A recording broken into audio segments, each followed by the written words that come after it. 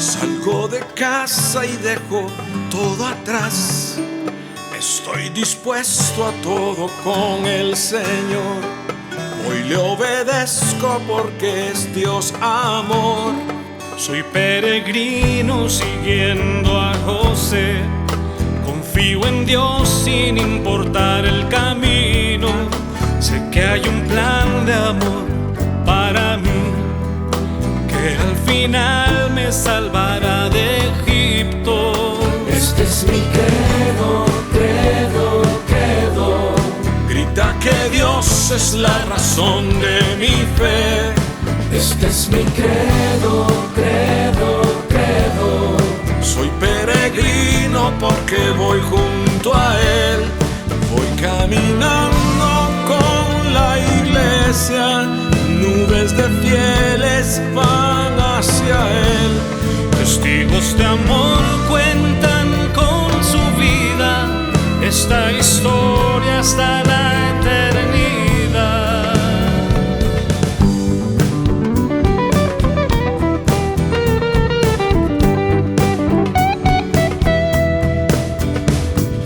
Credo, credo, credo.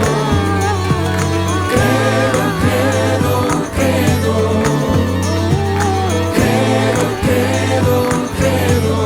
Soy peregrino con gente de a pie, santos sencillos que esparcen la fe. En Dios el Padre, en Jesús y el Espíritu, pueblo de Dios, iglesia peregrina. Este es mi credo, credo, credo. Grita que Dios es la razón de mi fe. Este es mi credo, credo, credo. Soy peregrino porque voy junto a Él. Voy caminando con la iglesia. Sé bien en quién creo con toda certeza. Unido al canto de María, los apóstoles proclamo la fe. Credo, credo, credo. Credo, credo, credo.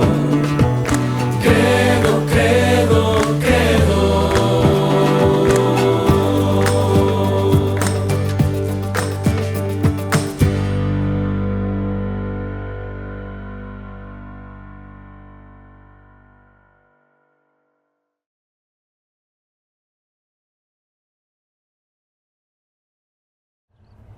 Mis queridos peregrinos, muy buenos días. Seguimos avanzando en nuestra peregrinación en la fe y hoy hemos querido venir a un lugar muy especial y me atrevería a pensar y a decir muy desconocido para los peregrinos, para la gente que viene a Israel, para incluso los que ya hayan estado por aquí.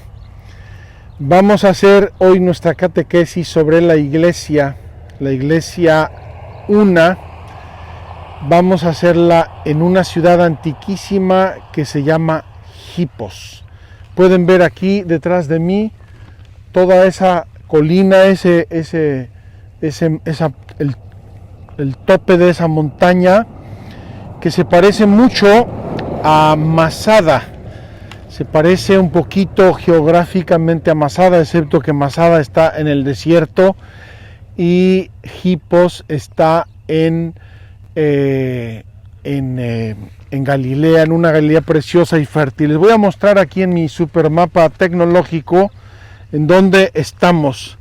Miren, este es el mar de Galilea. Ayer estuvimos por aquí en el Golán, en el camino de Damasco. Aquí está Magdala del lado izquierdo del mar de Galilea. Del lado derecho, esta colina que se ve aquí es Hipos. Aquí en este mapa lo presenta como Antioquía Hipos. Quiero decirles que Hipos era una de las 10 ciudades de la Decápolis.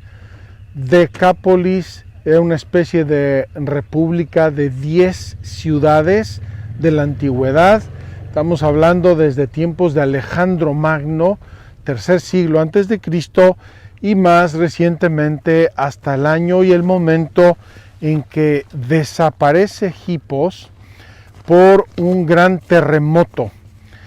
La historia antigua de la Tierra Santa, en algunos casos se puede medir un poco de terremoto a terremoto, porque son las grandes destrucciones que se pueden encontrar ahora en la arqueología. El caso de Hipos es muy emblemático y les voy a explicar por qué. En primer lugar, por un año que es muy fácil de recordar. En el año 749 de la era cristiana. Y hubo un gran terremoto, grandísimo, que devastó toda la zona. Hay otra ciudad muy importante arqueológicamente que se llama Bet Shean, una ciudad que aparece en el año 1000 antes de Cristo con las historias de Saúl y de David. Y lo que ocurrió es lo siguiente: Bet Shean está aquí, un poco más al sur, a unos 30 kilómetros o 40 kilómetros de aquí, y aquí está Hipos. Y las columnas de los edificios cayeron en este sentido. Las de Bet Shean cayeron hacia el norte, las de Hipos cayeron hacia el sur, sureste. Lo que significa en términos de terremotos, de sismología, que el epicentro estaba entre las dos ciudades. He querido venir aquí porque esta ciudad seguramente existía en tiempos de Cristo, fue fundada hacia el año segundo, tercero antes de Cristo. Repito, era parte de la Decápolis. Probablemente Cristo la visitó, no hay ninguna evidencia de eso en el Evangelio, y yo quiero creer la razón. La razón es que eran ciudades paganas. Jesús dice: yo he sido mandado a los hijos de la casa de Israel, y normalmente no fue en las ciudades paganas. Es verdad que vino de este lado del mar de Galilea a Gerasa, donde expulsó los demonios del endemoniado que entraron en los cerdos y se precipitaron en el mar y se ahogaron. Y el hecho de que haya cerdos ya nos está expresando que son ciudades paganas. Los judíos no tenían cerdos y no los tienen tampoco ahora. Entonces, ¿qué significa Hipos? Hipos es griego, significa caballo. Tiene otro nombre, y así se conoce ahora más bien aquí en Israel, este lugar, Susita, que significaría también en hebreo, arameo, potranca o caballo potro, caballo joven. Pues extrañamente, por lo menos para mí, la he visitado muchas veces, son unas ruinas fantásticas. Ahora mismo están trabajando y por eso vamos a ver un poco de gente, hay arqueólogos y periodistas trabajando, están haciendo mucha promoción de este lugar. Extrañamente, en este lugar se encontraron ruinas hasta ahora de 9 iglesias bizantinas. 9 iglesias bizantinas, algunas las vamos a visitar brevemente.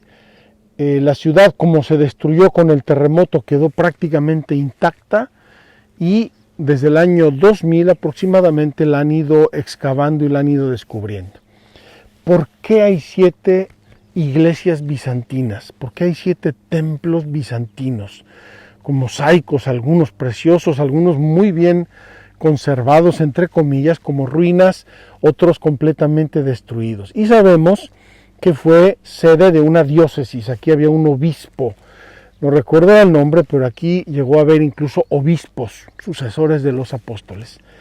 Yo quiero meditar con ustedes aquí en las ruinas de Susita o Hipos, sobre la iglesia una y sobre todo el concepto de nuestra Santa Madre Iglesia. Vamos para allá, síganme y no se me pierdan.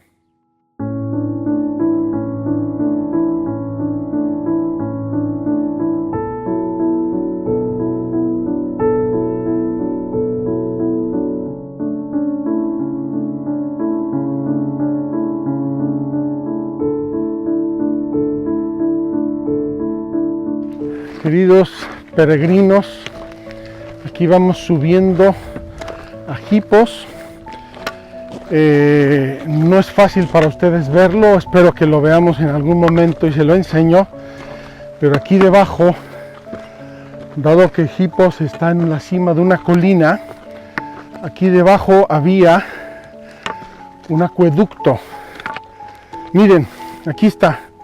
Felipe, volteate de este lado.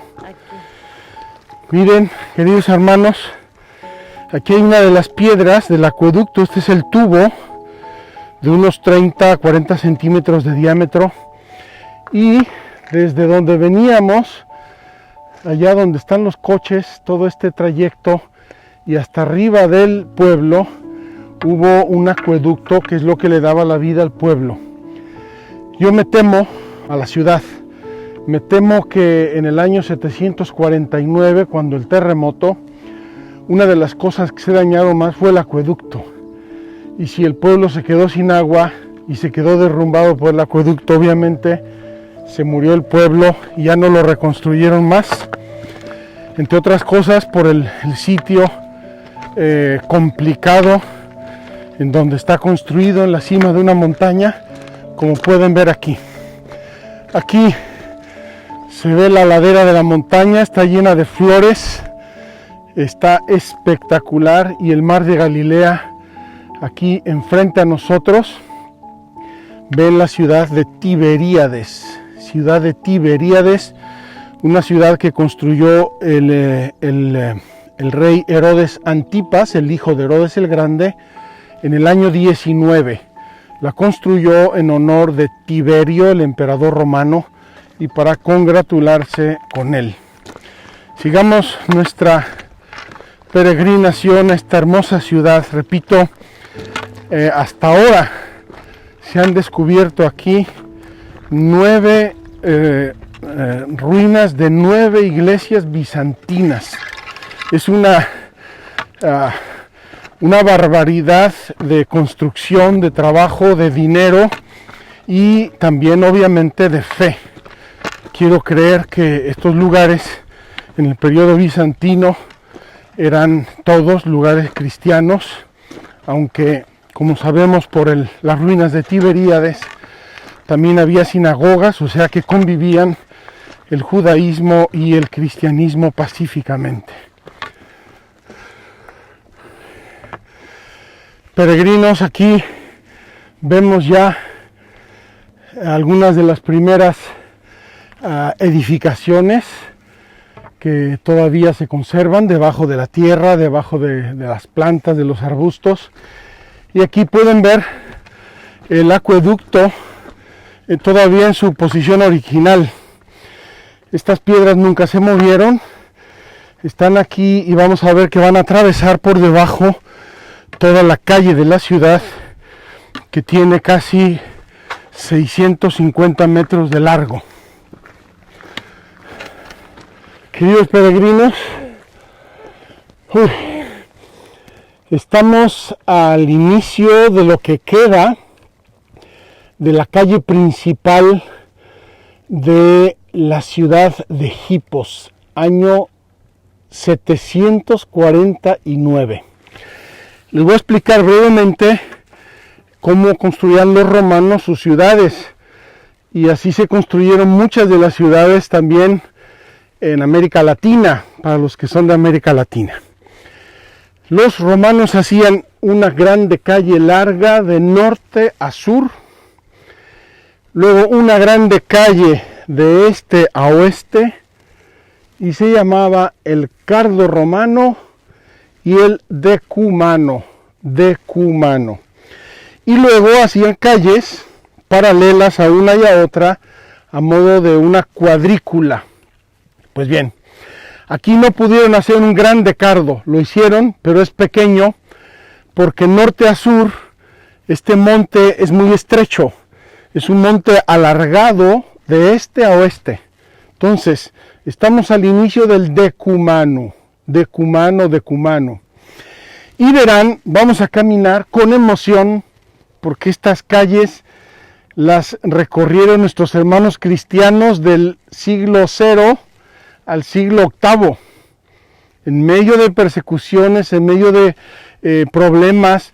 Los concilios de que he hablado, bueno, pues esos concilios ocurrieron mientras esta ciudad estaba en pleno esplendor cristiano. Nicea, Constantinopla, Calcedonia, Éfeso, los grandes concilios de la antigüedad. Y vamos a ir caminando, vamos a pedirle a Felipe que vaya tomando un poco de un lado y de otro, y vamos a llegar a un punto en que se ve el mar de Galilea enfrente, que es una maravilla. Me encanta esta ciudad y sobre todo me hace pensar en la antigüedad del mundo, en la antigüedad del cristianismo, y que sigue siendo la mismísima iglesia. La iglesia fundada por Cristo es la iglesia de los hermanos cristianos católicos que vivieron aquí en estos lugares. Voy a enseñarles solo por curiosidad algunas marcas que tienen las piedras. Miren, espero que las vean. Aquí se ve como una C.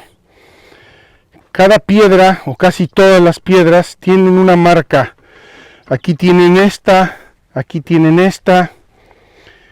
Estas marcas señalan quién es el que hizo la piedra, quién la esculpió, para que luego se la paguen. Algunas tienen un círculo, otras tienen una estrellita. Cada piedra tiene su propia marca. Miren, queridos hermanos, la vista que tenemos aquí delante, el decumano que va de este a oeste y que tiene enfrente el mar de Galilea. Precioso, preciosa vista de este lugar maravilloso. Y vamos ahora a caminar por aquí. Espero que ustedes de algún modo se sientan aquí presentes, caminando por estas ruinas. Mis queridos peregrinos, aquí llegamos ya a las ruinas de probablemente la Catedral de Hipos, y también de una iglesia anexa a la Catedral de Hipos, y que vean cómo quedaron las columnas preciosas, entre otras cosas, de de procedencias muy diversas. No he visto yo un estudio de los mármoles de Hipos, pero sí les puedo decir que en Cesarea Marítima, que es una ciudad del mismo tiempo de Hipos, se han hecho estudios y tienen piedras, granitos y mármoles prácticamente de todo el Mediterráneo. Grecia, Turquía, Egipto, Italia, norte de África, etc. Y aquí lo podemos constatar, esa riqueza de los mármoles y de la construcción, así como de los estilos.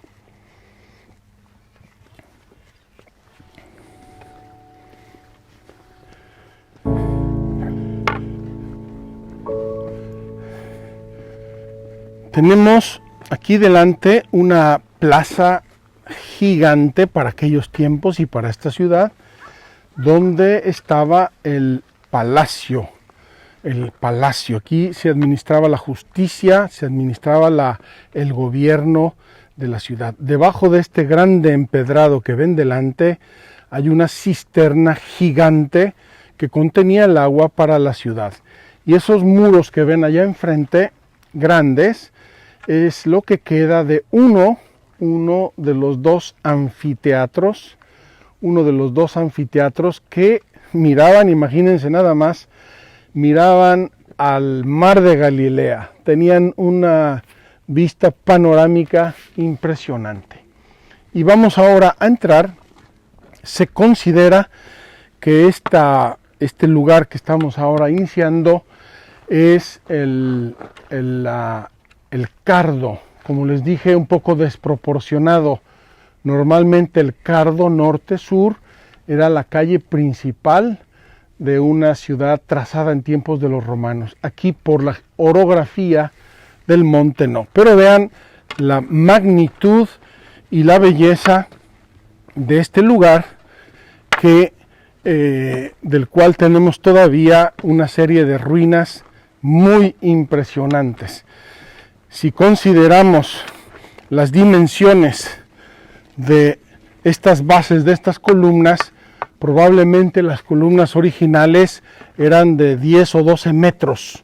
Imagínense este grande palacio central de la ciudad, y aquí pueden ver con mi presencia las dimensiones de las bases de las columnas y cómo debieron ser en la antigüedad. También el ancho de la columna es verdaderamente imponente. Queridos hermanos, estamos en una de las pequeñas calles paralelas al Cardo.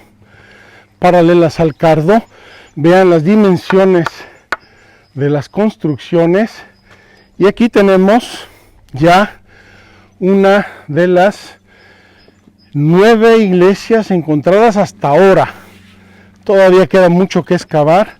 Pueden hacerse una idea, una iglesia de 3 naves, está el ábside en el fondo, quedan todavía mosaicos en el suelo, están cubiertos para preservarlos, y quedan las bases de las columnas. Esta iglesia no debió ser grandísima como otras, pero nos hace la idea de la belleza de esta ciudad y de la importancia que tuvo en la antigüedad. Queridos hermanos, llegamos ya a la iglesia donde vamos a hacer nuestra catequesis y celebrar la Santa Eucaristía.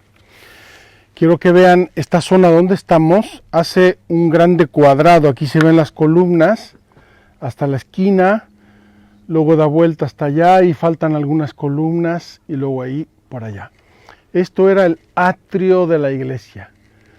Un atrio cuadrado con columnas alrededor, tenía un pórtico seguramente para guarecerse del calor o de la lluvia o del frío, y ya luego aquí está la entrada de la iglesia.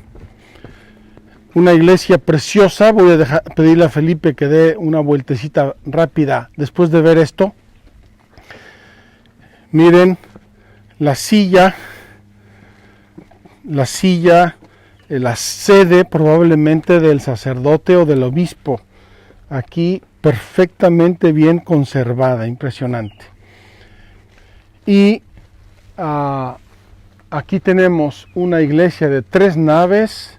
En la nave izquierda se ven todavía mosaicos bizantinos, y el bautisterio está en la nave derecha.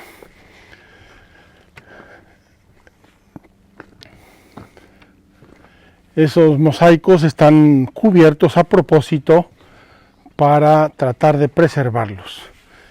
Y me voy a sentar ahora en una de estas piedras, columnas de la iglesia, y vamos a celebrar, queridos hermanos, la misa sobre esa columna que quedó allí en el centro. Aquí pueden ver la zona del bautisterio. Aquí se realizaban los bautizos de la antigüedad. Qué hermoso, queridos hermanos, que hace 1500, 600, 700 años tenían exactamente el mismo bautizo que tenemos nosotros, y tenían la misma fe, y tenían los mismos sacramentos, y tenían la misma estructura de la iglesia que tenemos el día de hoy. Esta es la belleza de nuestra iglesia una. Vamos a colocarnos en uno de estos lugares para nuestra catequesis. Mis queridos peregrinos, ya nos acomodamos aquí en las ruinas de una de las 9 iglesias bizantinas de Hipos para hablar de nuestra Santa Madre Iglesia. Ayer introdujimos el tema ampliamente con la conversión de San Pablo. Saulo, Saulo, ¿por qué me persigues? Y comenzamos a introducir el misterio de la iglesia, y subrayo misterio porque estamos tentados a razonar el tema de la iglesia en términos sociológicos. Y nosotros somos creyentes, nosotros somos católicos, por lo menos cristianos, no sé quién esté escuchando nuestro programa, y nosotros razonamos sobre la iglesia con criterios religiosos. La iglesia, que es creación de Dios, obra de Dios, proyección de la acción de Dios en la historia, y que es un misterio religioso. Lo contemplamos y lo meditamos desde la fe. Ayer nos quedamos con 3 hermosos temas por delante y los voy a ver un poco velozmente porque, queridos hermanos, se nos acaba la peregrinación, ya me está entrando el vértigo de tantas cosas que quisiéramos decir y se nos va el tiempo. La iglesia, pueblo de Dios, cuerpo de Cristo y templo del Espíritu Santo.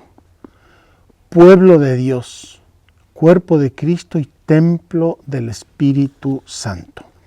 En todo tiempo y lugar, nos dice el Catecismo, estoy citando el número 781, en todo tiempo y lugar ha sido grato a Dios el que le teme y practica la justicia. En todo tiempo y lugar. Toda persona que teme a Dios y hace la justicia le es grato. Sin embargo, quiso santificar y salvar a los hombres, no individualmente y aislados, sin conexión entre sí, sino hacer de ellos un pueblo, para que le conociera de verdad y le sirviera con una vida santa. Eligió pues a Israel para pueblo suyo, hizo una alianza con él y lo fue educando poco a poco. Le fue revelando su persona y su plan a lo largo de su historia y lo fue santificando. Todo esto, sin embargo, sucedió como preparación y figura de su alianza nueva y perfecta que iba a realizar en Cristo, es decir, el Nuevo Testamento en su sangre, convocando a las gentes de entre los judíos y los gentiles para que se unieran no según la carne, sino según el Espíritu. ¿Cuáles son las características de este pueblo de Dios? En primer lugar, es de Dios. Es Dios el que creó el mundo, es Dios el que creó a los hombres, es Dios el que nos convoca a su pueblo. Esto no significa que el pueblo de Dios puede hablar de Dios como de su propiedad personal. Nosotros tenemos que amar el misterio de Dios, es nuestro Dios, amarlo con todo nuestro corazón, pero Dios es Dios de todos los seres humanos que le aman y le temen. Se llega a ser miembro por un nacimiento espiritual, no por un nacimiento carnal o por un nacimiento social. Este pueblo tiene como cabeza a Jesús, por eso es un pueblo mesiánico. La identidad de este pueblo es la libertad y dignidad de los hijos de Dios. No importa la raza, la lengua, la edad, el estatus social, no importa nada. Su ley es el mandamiento del amor. Nosotros creemos que Cristo nos dejó el grande mandamiento del amor. Su misión es ser sal de la tierra y luz del mundo. Y finalmente su destino es el reino de los cielos. Queridos hermanos, estos brevísimos rasgos del pueblo de Dios ya nos identifica como un pueblo muy especial. No estamos hablando, repito, en términos ni raciales, ni nacionales, ni nada. La iglesia de Dios es un pueblo del todo especial. En la lectura que hicimos ayer de Dionieto, vimos que está en todas partes, y en todas partes está como peregrino, está realizando una misión muy, muy particular. Este pueblo tiene 3 características que recibe de Cristo mismo, es decir, es un pueblo profético, es un pueblo que quiere ver las cosas con los ojos de Dios, es un pueblo sacerdotal, es un pueblo que alaba y adora a Dios, eso significa sacerdotal, adora a Dios, ama a Dios, alaba a Dios, y es un pueblo real, es decir, ayuda en la tierra y en la historia a congregar a los pueblos en un pueblo único donde Cristo, donde Dios sea el Rey. Eso dijo Jesús: cuando yo sea elevado, atraeré a todos hacia mí. Ese trono muy peculiar de Cristo, que es su cruz. Cuando yo sea elevado, atraeré a todos hacia mí. En cuanto al cuerpo de Cristo, Jesús dice en la parábola de la vid, o en la alegoría de la vid, dice Jesús: yo soy la vid y vosotros los sarmientos. Es una planta, es un cuerpo, es una realidad única. Y dijo Jesús: no os dejaré huérfanos, os enviaré el Espíritu Santo, y nos envió el Espíritu Santo, como vemos en Pentecostés. De este modo, Cristo constituye místicamente un cuerpo único. El cuerpo de la iglesia está reunido en torno a Cristo. Queridos hermanos, aquí quiero hacer una observación de tipo pastoral. Muchas veces la gente se apega a su iglesia, a su templo, o se apega a su sacerdote, y es lógico que suceda eso porque nos enamoramos, queremos, nos adherimos a lo que palpamos, pero nuestra adhesión verdadera es a Cristo, y solamente a Cristo. Nosotros somos el cuerpo de Cristo, no el cuerpo del padrecito fulano o del obispo fulano. Sí, del obispo y del padrecito, en la medida en que nos representan y nos llevan a Jesucristo. Es un cuerpo único porque participamos de un solo bautismo.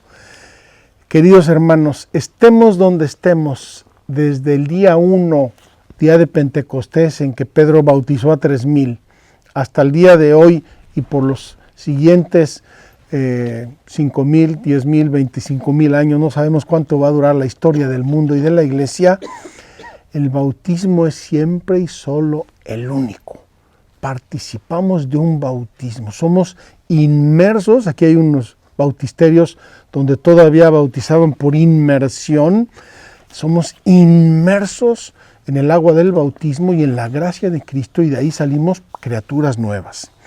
La Eucaristía nos edifica como un cuerpo único. Somos todos miembros de un único pan, que es Cristo. Esto no significa que todos los miembros de Cristo seamos idénticos. En la iglesia hay diversas cualidades de miembros. Unos son pastores, otros son fieles, unos son almas consagradas, otros son simples laicos, otros son sacerdotes, otros son diáconos. Hay diversidad de ministerios y diversidad de modos de pertenecer a esta iglesia. En efecto, dice Pablo a los Gálatas: todos los bautizados en Cristo os habéis revestido de Cristo. Y dice: ya no hay judío ni griego, ni esclavo ni libre, ni hombre ni mujer, ya que todos vosotros sois uno en Cristo.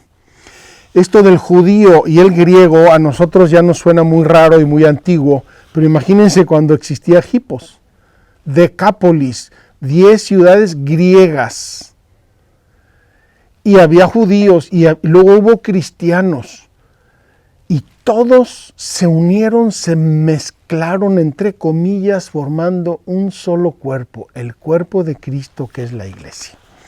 Finalmente, Cristo es la cabeza de este cuerpo, ya lo hemos dicho, Cristo es la cabeza, nosotros somos su cuerpo.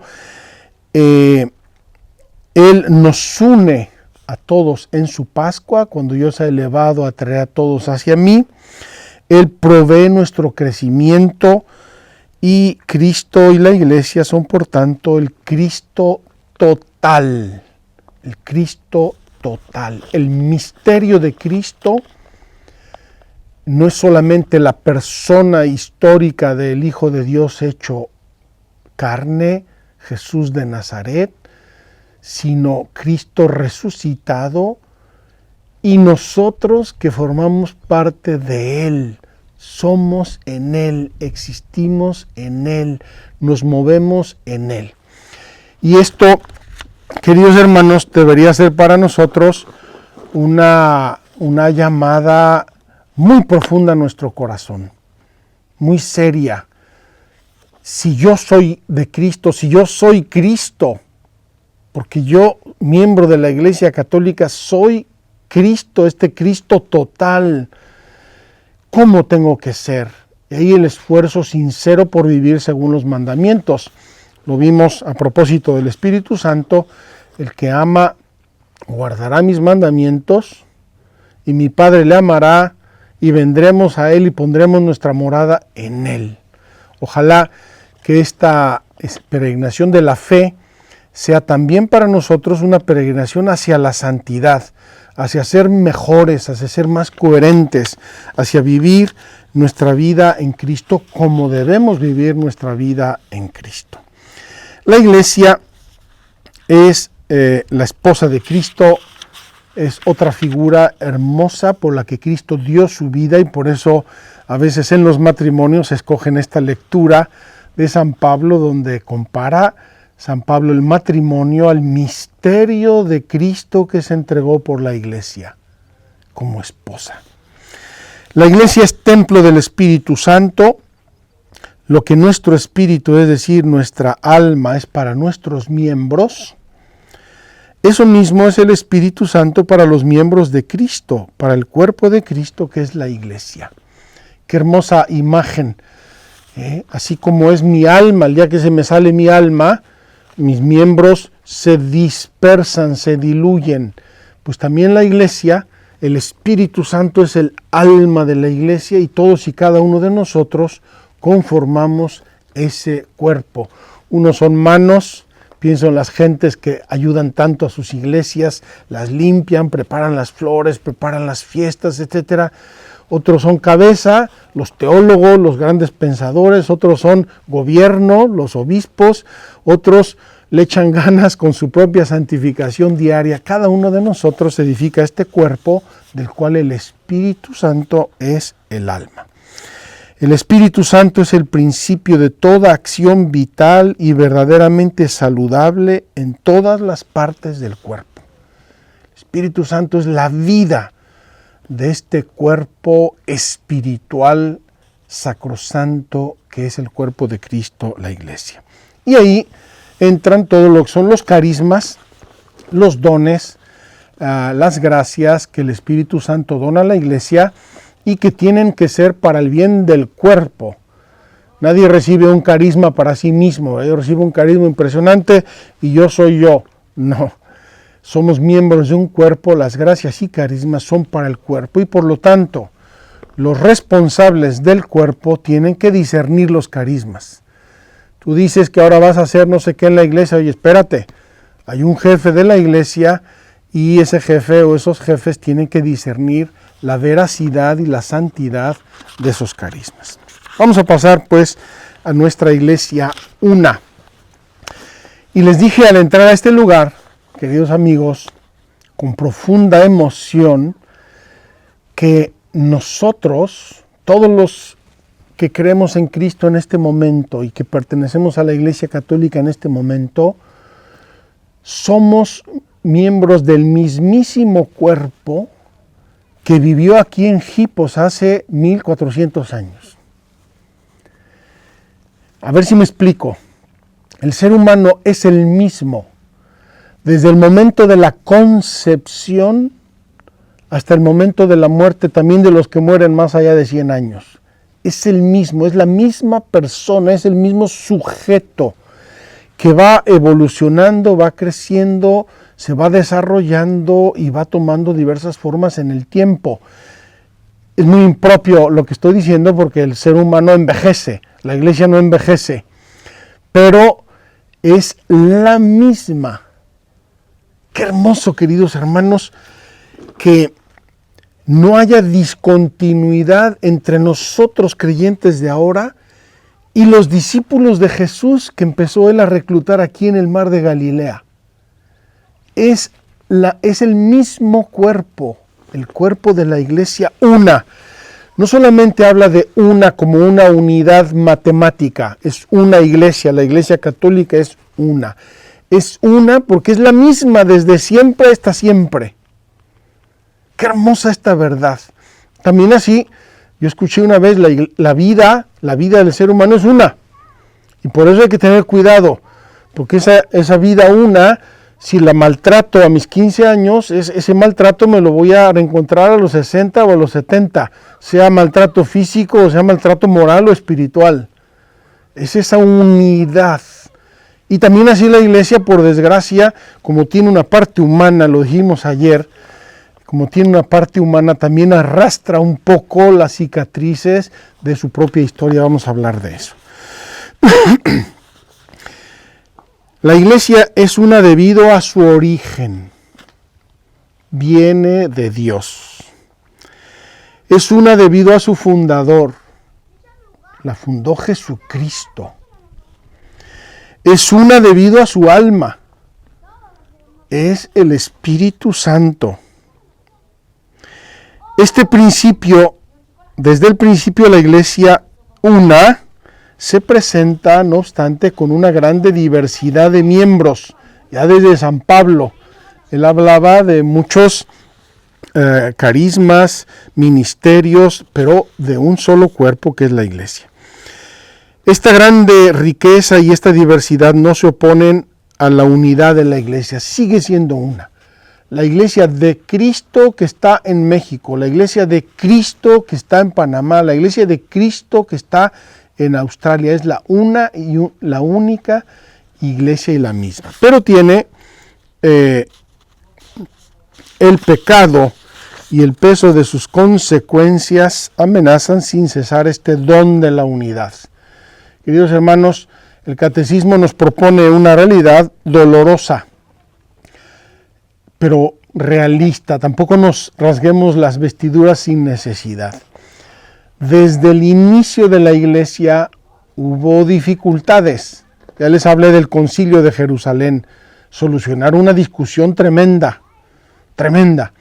Ya les hablé de los concilios de Nicea y de Constantinopla y de Calcedonia, solucionar dificultades doctrinales, jerárquicas, etcétera, de diversa índole.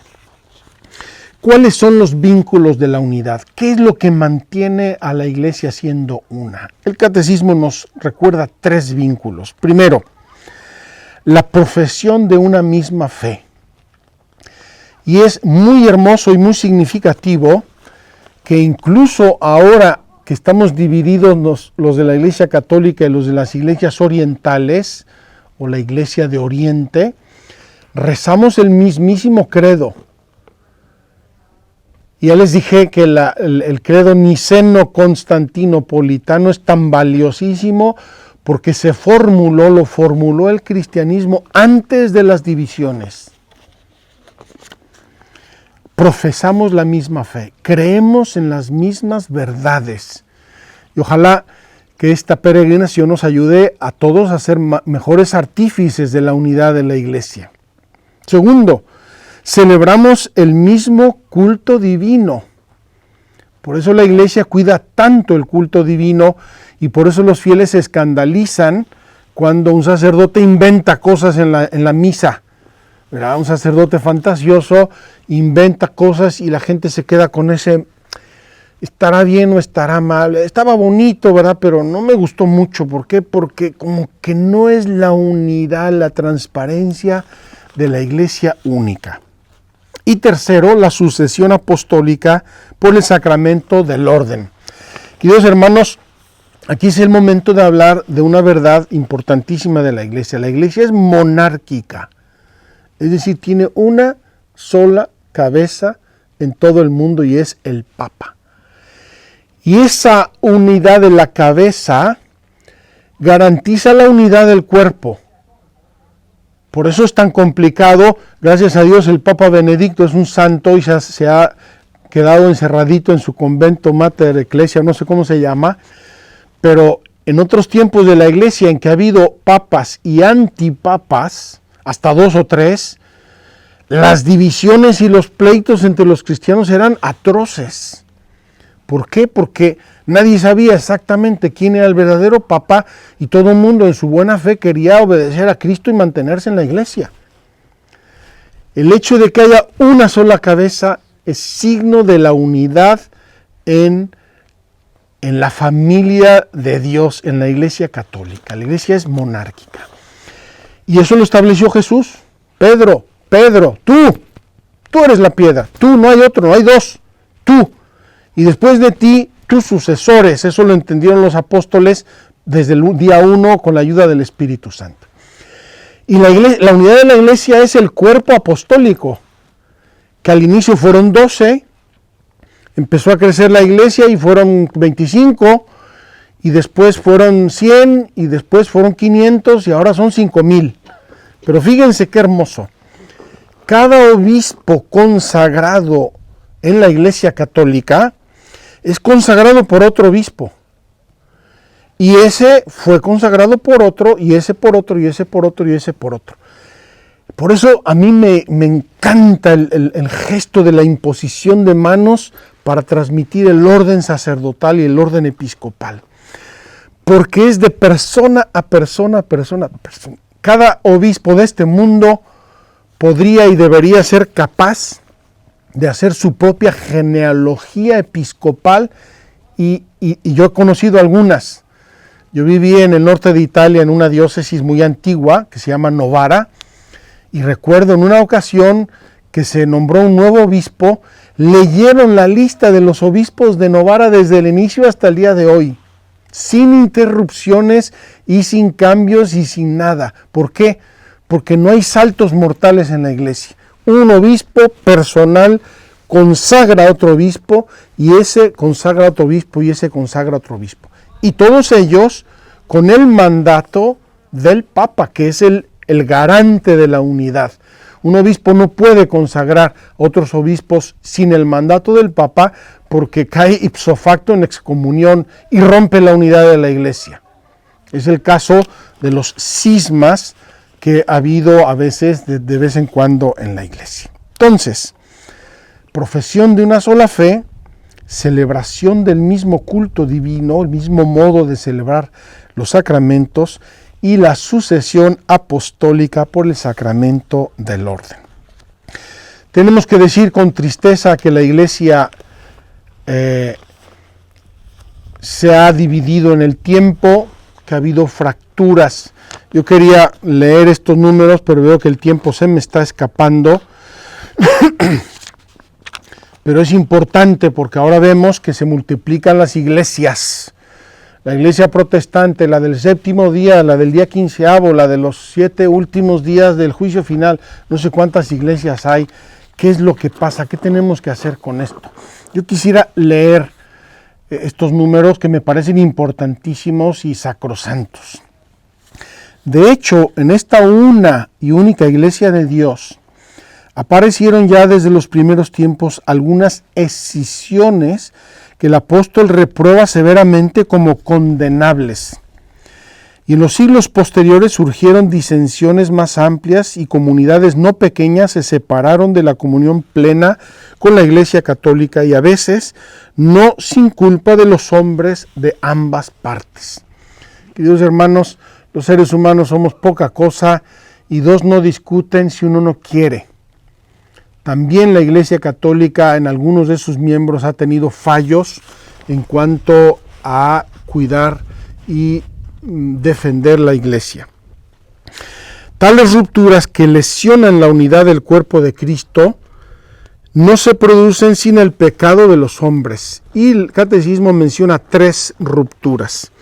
La herejía, que es una división doctrinal. La apostasía, que es un abandono formal de la iglesia, el que dice yo no quiero más ser de la iglesia, me largo. Y el cisma, que es una división jerárquica o disciplinar de gobierno de la iglesia. Aquí el catecismo nos va a hacer 2 números importantes para nosotros en este tiempo donde hay, repito, un pulular de iglesias cristianas de toda índole que no son la iglesia católica. ¿Qué actitud debemos tener? Los que nacen hoy en las comunidades surgidas de tales rupturas y son instruidos en la fe de Cristo, no pueden ser acusados del pecado de la separación, y la Iglesia Católica los abraza con respeto y amor fraternos. ¿Qué culpa tiene un luterano hoy de nacer en Alemania siendo luterano y conociendo siempre y solo la iglesia luterana. Ninguna culpa, así nació. Los abraza la iglesia con amor y respeto fraternos. Son nuestros hermanos en Cristo, aunque con dolores. Justificados por la fe en el bautismo, se han incorporado a Cristo. Por tanto, con todo derecho se honran con el nombre de cristianos. Creen en Cristo como nosotros. Y son reconocidos con razón por los hijos de la Iglesia Católica como hermanos en el Señor. Siguiente número. Además, muchos elementos de santificación y de verdad existen fuera de los límites visibles de la Iglesia Católica. Aquí hay un tema importante teológico. Elementos de santificación y de verdad. Todos los elementos verdaderos de santificación y de verdad vienen de Cristo y solo de Cristo. Él es el Redentor del hombre. Existen los límites históricos de la iglesia, pero también Dios puede derramar gracias fuera de la iglesia católica y las derrama. No podemos decir que no es católico, es un sinvergüenza, está condenado, por ningún motivo. Y a lo mejor hay muchos protestantes, luteranos, evangélicos, que se comportan mejor que muchos católicos. Aquí tendríamos que hacernos un buen examen de conciencia.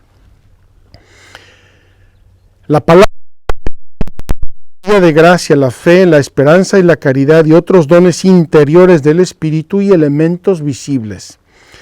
El Espíritu de Cristo se sirve de estas iglesias y comunidades eclesiales como medios de salvación, cuya fuente viene de la plenitud de gracia y de verdad que Cristo ha confiado a la Iglesia Católica. Todos estos bienes provienen de Cristo y conducen a Él, y por sí impelen, nos empujan a la unidad de la Iglesia. Termino. ¿Qué tenemos que hacer nosotros ante el misterio de la división? ¿Qué tenemos que hacer? Les cuento un chiste. Después del Concilio Vaticano II se puso de moda el ecumenismo.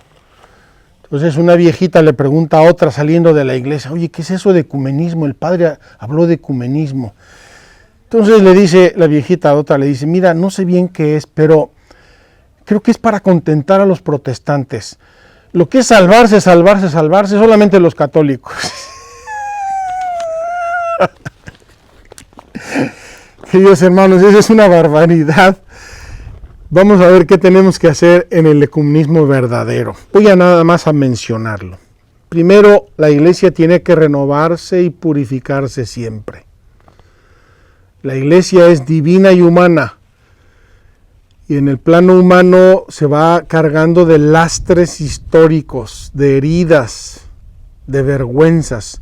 El Papa Juan Pablo II en el año 2000 no tuvo ningún reparo en pedir perdón por los pecados de la Iglesia Católica en el tiempo. La conversión del corazón, conversión individual, conversión de las familias, conversión de todos a Dios. La oración en común. Acuérdense que es Cristo el que pidió al Padre que la iglesia fuera una, que sea una, Padre, como tú y yo somos uno.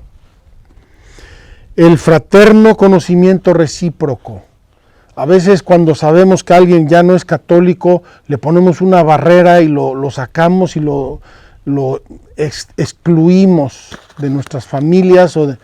No, tenemos que amarnos, tenemos que respetarnos, tenemos que tratar de entender por qué uno acaso dejó la iglesia o por qué nació en otra iglesia.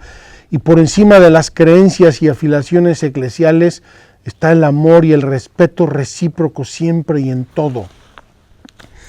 La formación ecuménica. Tenemos que formarnos, no podemos solamente combatir o refutar sin dar razones, sin saber los porqués. El diálogo teológico y la colaboración sincera entre todos los cristianos. Voy a terminar con una anécdota real que pasó en Ruanda. En Ruanda, ya saben que hubo en los años 2000, al final de los 90, no me acuerdo exactamente cuándo, hubo una guerra civil entre Hutus y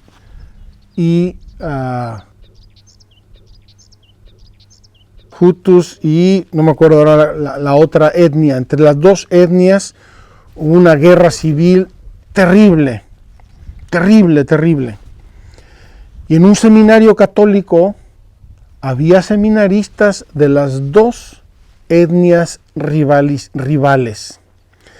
Y cuando llegaron guerrilleros al seminario y eran de una de las dos facciones y querían matar a los de la otra facción, los seminaristas se unieron todos y dijeron: nosotros somos católicos y o nos liberan a todos o nos matan a todos.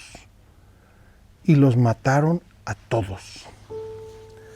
Queridos hermanos, qué hermoso gesto de unidad de la iglesia que está por encima de divisiones de cualquier índole.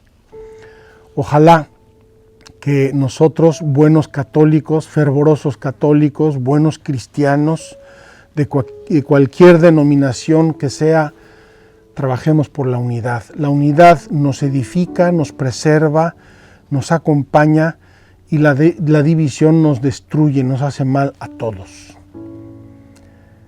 Amemos a nuestra Santa Madre Iglesia, una, la misma, siempre, una, única, la Iglesia católica, que es la que tiene y conserva hasta el día de hoy a Pedro, el sucesor y sucesores, el colegio apostólico, la sucesión apostólica, la doctrina, los sacramentos, etcétera, de toda la vida de siempre. Cuidemos y amemos a nuestra Iglesia y defendamos a capa y espada su unidad, sobre todo con la capa y la espada del amor y de la fe.